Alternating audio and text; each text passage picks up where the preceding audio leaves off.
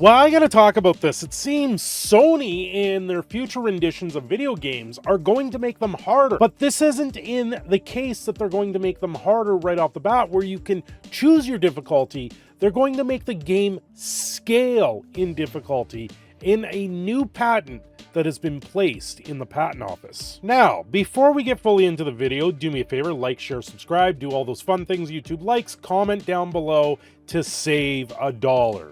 I don't know where you're going to save the dollar, but I'm told by some lizard at Geico, maybe you can save 15%. Sony patent could allow game difficulty to adapt to the player as they play. This is not anything new. I'm surprised they're actually trying to go forward with some sort of patent on this, because this technology has actually been around for a very long time. Namely, right below me is Mortal Kombat, a video game that was released in the arcade, and they had, when they came out with the second rendition of the video game, they came out with what's called input reading. And the game would actually be able to tell you what you were doing. We've seen the renditions of this continue in video games today, such as Magic the Gathering Arena with their MMR, matchmaking ratio. In that sense, these are sort of things that video games do to cheat the system. This is how video games stack the games against us in video games, how we get addicted to them, very much so. And with Mortal Kombat, this was their way for you to drop another quarter into the game, another quarter and another one. It was always ways for marketing and to make money off the gamer.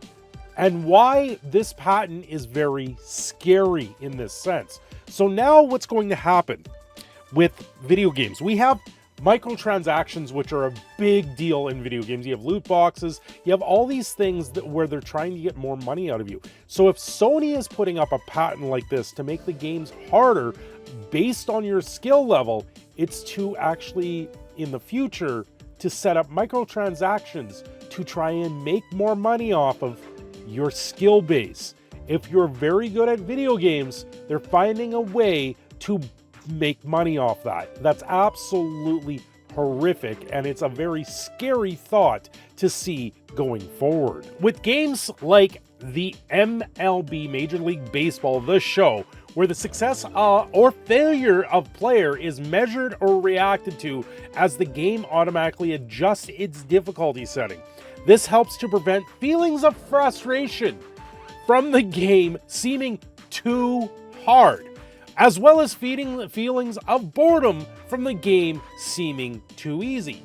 Actually, no, this is a very hidden way for them to try and get more money out of you. They're going to sell you the cheat codes to the game this way. They're going to set it up so those that are too good at the game, they're going to say, okay, listen, we're going to give you some more coinage. We're going to give you some more stuff you can use in the game that's going to make your game easier. We're going to sell this as a Game Genie code, but we're going to hide it as a microtransaction. Or the other side of the coin. Oh, the game's too easy for you? Okay, well, we can give you this boost that's going to make the game even easier for you. That way you don't get bored. You won't get bored at playing the game. You know what? When it comes to a video game, I want my video game levels the way I want to be able to play them. I want to choose my difficulty. If I want to play my game hard, I will play my game hard. If I want to play it easy, I will play my game easy.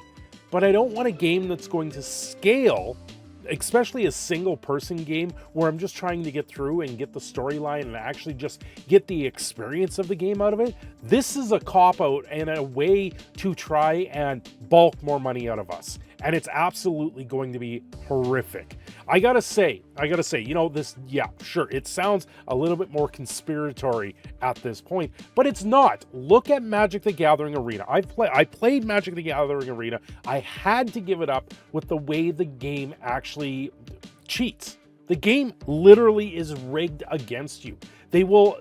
There is times in the game where you will have an opening hand and you can mulligan. If you have an opening hand with 2 lands in your opening hand, you mulligan because you have a much higher chance of actually being able to have more lands in your hand and actually drawing them. Because if you start off with 2 lands, That's a telltale sign that Arena, in most cases, is not going to give you a land draw later on. In some cases, in a real game of Magic the Gathering, per se, if I have 2 lands, you know what? I would probably keep that as a opening hand because I know my deck is shuffled and is randomized. Where with a video game such as Arena, they have to use an algorithm, and that algorithm is cheated and tweaked to the point where it's going to make things either good or bad. It's already kind of trying to predetermine where your skill level is going to come from that game. I've actually done a full-on breakdown video of how Magic the Gathering Arena does cheat the system, how the game is actually rigged. You guys want to check that out. It is a video that does every once in a while get some spikes in viewership over it. But when it came to Mortal Kombat 2, this was a trick that they used. They used the input reading where you would actually put when you would do a sequence of things in the game, it would actually cheat and know what those sequences was going to do. And because there was a 3-second delay in the game would actually sit there and go, no, you're not doing that, I'm doing this instead. MK2 would straight up cheat and perform moves instantly that any human players simply could not do given their reaction times and the 3 frames of input delay. And if I try an uppercut, you can see that the opponent, in this instance Raiden, counters my move and then performs a throw at exactly the same time. If we slow down the frames, you can see that I've clearly connected with him before he throws me.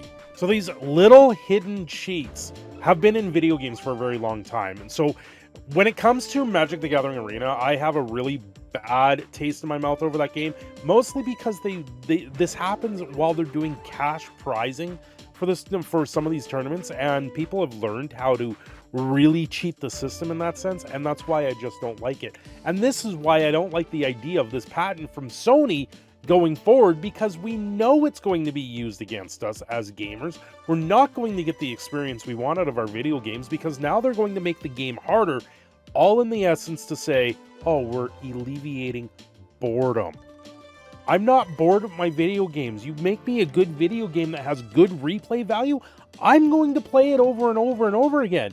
Castlevania Symphony of the Night, I've played that game through at least 10 times.